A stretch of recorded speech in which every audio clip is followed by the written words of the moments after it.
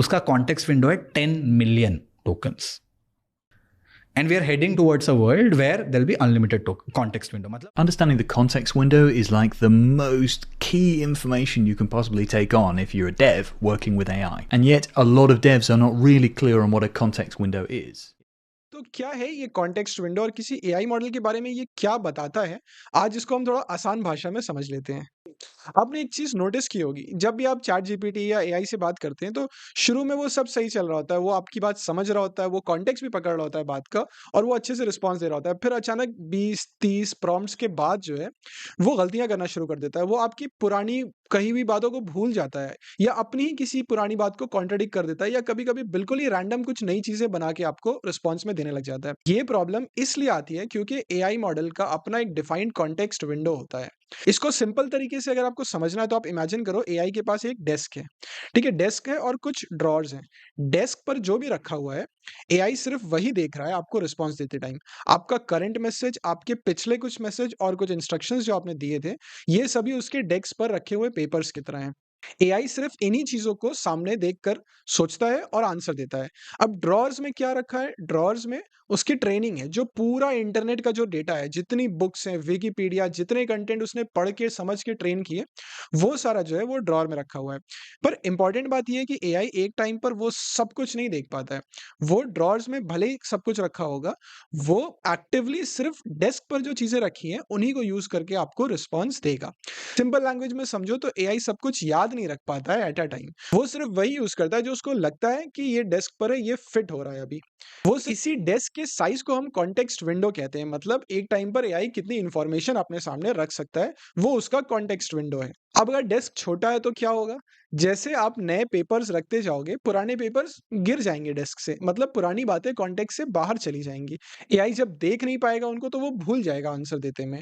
आपको लगता है कि एआई इनकंसिस्टेंट है, बट एक्चुअली वो इंफॉर्मेशन उसके कॉन्टेक्स्ट से, उसके डेस्क से बाहर गिर चुकी है। वहीं ऐसा सोचो, अगर दूसरी तरफ एक डेस्क बड़ा होगा तो क्या उस पे ज़्यादा चीज़ें रख सकते हैं, ज़्यादा informations at a time hold कर सकते हैं। एआई ज़्यादा देर तक पुराना कन्वर्सेशन याद रखेगा, कॉम्प्लेक्स इंस्ट्रक्शंस को भी वो फॉलो करता रहेगा और ओवरऑल ज़्यादा रिलायबल और अच्छे रिस्पॉन्स देगा। इसीलिए आज सम कंपनीज कॉन्टेक्स्ट विंडो बढ़ाने की भी चेज़ में लगी हुई हैं। अब वापस उसी डेस्क और ड्रॉर वाले एग्जांपल में चले जाते हैं। जब इंपॉर्टेंट इन्फॉर्मेशन डेस्क से गिर जाती है, एआई के पास करेक्ट कॉन्टेक्स्ट नहीं होता है, तो वो फिर भी आंसर देने की कोशिश करता है। ऐसे में वो गेस करता है, जो इन्फॉर्मेशन मिसिंग है, वो उन गैप्स को फिल करने की कोशिश करता है, और इसी गेसिंग को हम हैलुसिनेशन कहते हैं। वो इनकम्प्लीट इन्फॉर्मेशन के साथ बेस्ट पॉसिबल आंसर जनरेट करने की कोशिश करता है।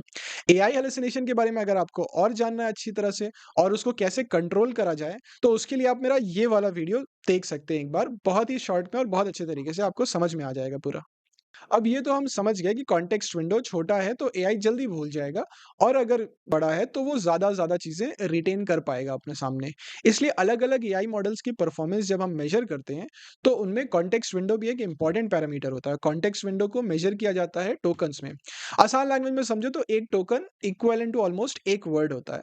तो जितने ज़्यादा टोकन्स, उतनी ज़्यादा इन्फॉर्मेशन वो अपने सामने रख पाएगा आपको रिस्पॉन्स देते हुए।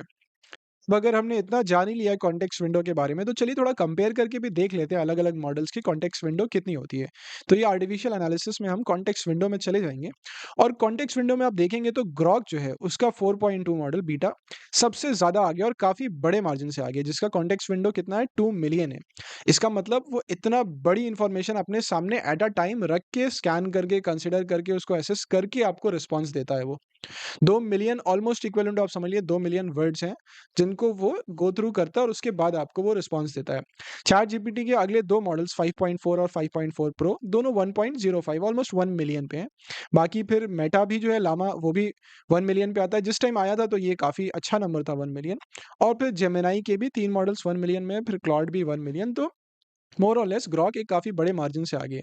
तो यहाँ पर आप देख सकते हैं इस तरह से हम इस पैरामीटर को भी जो है एसेस करते हैं एआई को, किसी भी एआई मॉडल को इवैल्यूएट करने में कि वो कितना अच्छा है। इसका कंपैरिजन इंटेलिजेंस के साथ भी किया जा सकता है कि क्या जिसका कॉन्टेक्स्ट विंडो ज़्यादा है वो उतना ज़्यादा इंटेलिजेंट होता है। तो बहुत अच्छा डायरेक्ट रिलेशन तो नहीं आता है, क्योंकि आप देख सकते हैं यहाँ पर एक्स एक्सिस पर कॉन्टेक्स्ट विंडो है, तो लामा एक्स एक्सिस में काफ़ी आगे कॉन्टेक्स्ट विंडो में, लेकिन वो इंटेलिजेंस के इंडेक्स में ऊपर नहीं है। तो ऑल्दो इसका कॉन्टेक्स्ट विंडो काफ़ी अच्छा है, पर उतना इंटेलिजेंस उसके अंदर नहीं है, मतलब उतने अच्छे एनालिसिस और उतने अच्छे रिस्पॉन्स नहीं दे पा रही है। वहीं पर अगर आप ये वाला मॉडल यहाँ पर देखेंगे डीप सीक, तो डीप सीक क्या, उसका कॉन्टेक्स्ट विंडो तो बहुत छोटा है, 128,000 है, but artificial intelligence analysis index में वो थोड़ा अच्छा परफॉर्म कर रहा है। ग्रॉक बाई फार काफ़ी आगे है, इंटेलिजेंस में तो ठीक है इंडेक्स में, लेकिन कॉन्टेक्स्ट विंडो बहुत ही ज़्यादा बड़ी है उसकी। तो नेक्स्ट टाइम जब आपको एआई कोई अजीब या गलत आंसर दे, तो सीधा ये मत सोचिएगा कि एआई ही बेकार है, वो गलत रिस्पॉन्स दे रहा है। हो सकता है कि जितनी बड़ी उसकी डेस्क है, आपने उससे ज़्यादा सामान उस पर रख दिया हो और कुछ इंपॉर्टेंट पेपर्स शायद नीचे गिर गए होंगे।